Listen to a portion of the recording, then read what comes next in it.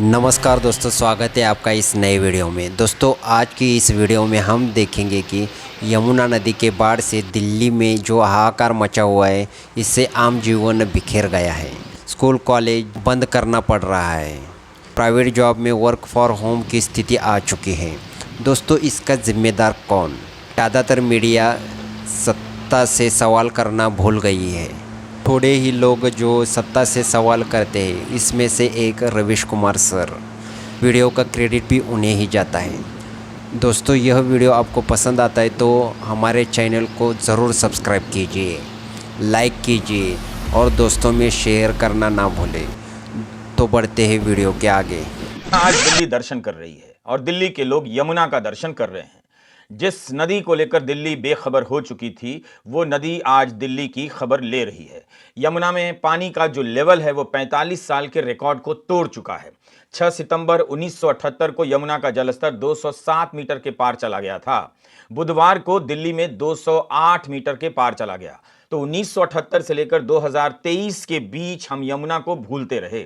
वैसे यमुना केवल दिल्ली में नहीं बहती है, पंजाब हरियाणा के कई इलाकों से गुजरती है और वहां भी बाढ़ की स्थिति भयावह है। लेकिन अब देश की सारी समस्याओं को चलकर दिल्ली आना पड़ेगा। उत्तराखंड के भूस्खलन को दिल्ली आना पड़ेगा, हरियाणा की बाढ़ को दिल्ली आना पड़ेगा, असम की बाढ़ को दिल्ली आना पड़ेगा और मणिपुर के लोगों को भी अपनी समस्या बताने के लिए दिल्ली आना पड़ता है, ताकि मीडिया में कवरेज हो सके।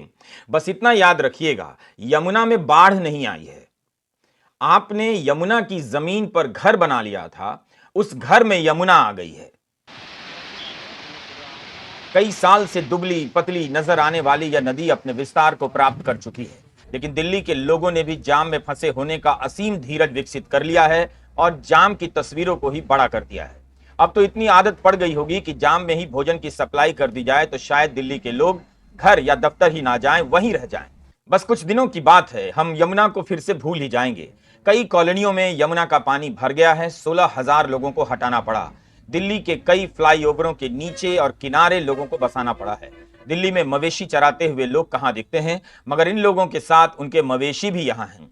वैसे बाढ़ तो गंगा, महानंदा, कोसी से सटे कई इलाकों में है, लेकिन मीडिया कवरेज के मामले में दिल्ली को अस्थायी सौभाग्य प्राप्त है। नदियों के किनारे भयंकर कटाव देखे जा रहे हैं। पहले भी कई बार इस तरह की बाढ़ के समय देखे गए हैं। इस बार भी कई जगहों से कई घरों के, मकानों के बह जाने की खबरें हैं, मगर अब आपको दिल्ली में ही सारे संवाददाता बाढ़ की पत्रकारिता करते नजर आ रहे होंगे। असम में 5 लाख लोग बाढ़ से प्रभावित हैं। असम के मुख्यमंत्री हेमंत बिस्वा शर्मा अगर राहुल गांधी पर कुछ भी बोल दें तो दिल्ली में उनका कवरेज असम की बाढ़ से ज्यादा हो जाता है। असम में भी भयंकर बाढ़ की चेतावनी जारी की गई है। इस बीच प्रधानमंत्री नरेंद्र मोदी फ्रांस की यात्रा पर हैं, लेकिन इसका मतलब यह नहीं कि मीडिया रफाल डील को लेकर कवरेज करने लग गया होगा। वैसे खबर तो छपी है कि दासो कंपनी ने तय किया है कि वह अनिल अंबानी की कंपनी से अपना करार खत्म करेगी और दूसरी किसी कंपनी के साथ करेगी। आप देखेंगे कि बाढ़ के बहाने रफाल से जुड़ी उन तमाम खबरों का कितना कम कवरेज होता है जिनका संबंध सौदे की दलाली से रहा है। प्रधानमंत्री नरेंद्र मोदी के फ्रांस दौरे से कुछ दिन पहले फ्रांसीसी इन्वेस्टिगेटिव वेबसाइट मीडिया पार्ट ने खुलासा किया कि पेरिस मजिस्ट्रेट ने भारत सरकार को एक आधिकारिक अनुरोध भेजा है और 2015-16 में हुए सौदे के हिस्से के तौर पर किए गए तमाम भुगतान को लेकर चल रही जांच में सहयोग मांगा है। यान फिलिपिन की रिपोर्ट कहती है कि मजिस्ट्रेट 2 भारतीय जांचों की केस फाइलों का अध्ययन करने में विशेष रुचि रखते हैं।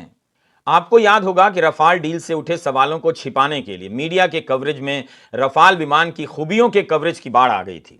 यही हाल यमुना में आई बाढ़ को लेकर नजर आएगा। जो मूल सवाल है नदियों के कटाव का, नदियों के अतिक्रमण का, बालू के उत्खनन का, वो सब पीछे रह जाएगा, पीछे ही रहता है। अब एक नया विभाग आ गया है, आपदा प्रबंधन का।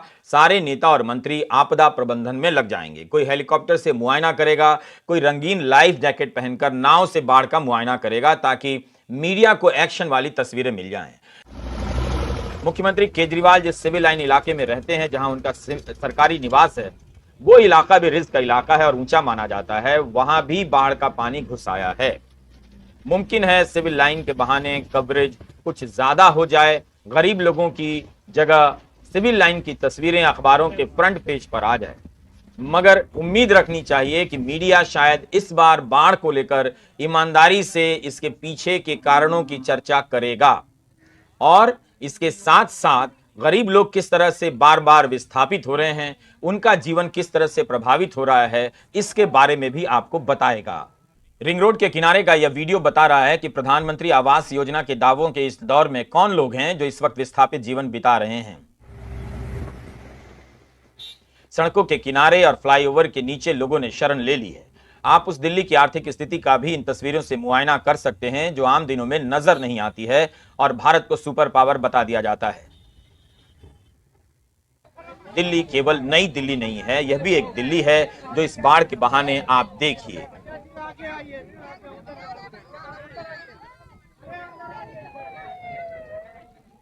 हम आपको याद दिला दें कि 2010 और 2013 में भी दिल्ली में बाढ़ आई थी, तब भी यही इलाके प्रभावित हुए थे। आप चाहें तो 21 जून 2013 को छपी भारत लाल सेठ की डाउन टू अर्थ की रिपोर्ट को फिर से पढ़ सकते हैं। तब भी यही हाल था। यमुना में पानी का लेवल 207.32 मीटर हो गया। यह 1978 के रिकॉर्ड स्तर से जरा सा ही कम था। 204.83 मीटर खतरे का निशान माना जाता है। यमुना में समय समय पर बाढ़ आती रहती है। यह प्राकृतिक प्रक्रिया है जिसका अब एक नया नाम है आपदा। इस रिपोर्ट में लिखा है कि अगर आप बाढ़ के पुराने रिकॉर्ड देखेंगे तो पता चलता है कि 25, 50 और 100 साल में बाढ़ आती रहती है। कब आएगी हम नहीं कह सकते। डाउन टू अर्थ में जल संसाधन के एक पूर्व सचिव रामास्वामी अय्यर का बयान छपा है। यमुना नदी से जुड़े मुद्दों को बार बार उठाने वाले मनोज मिश्रा का इस रिपोर्ट में बयान छपा है कि कई बार लोग असमय और ज्यादा वर्षा को बाढ़ का कारण बताते हैं, मगर जून के महीने में इतना पानी अप्रत्याशित है। ये 2013 की बात है।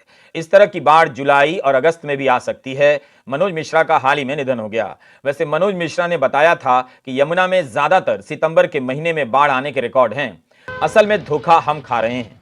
हमें लगता है कि यमुना सूख चुकी है, पतली हो गई है, उसके बचे मैदानों पर हम कुछ भी बना सकते हैं, लेकिन बार बार आने वाली यह बाढ़ बता रही है कि यमुना अपने रास्तों और मैदानों को नहीं भूली है।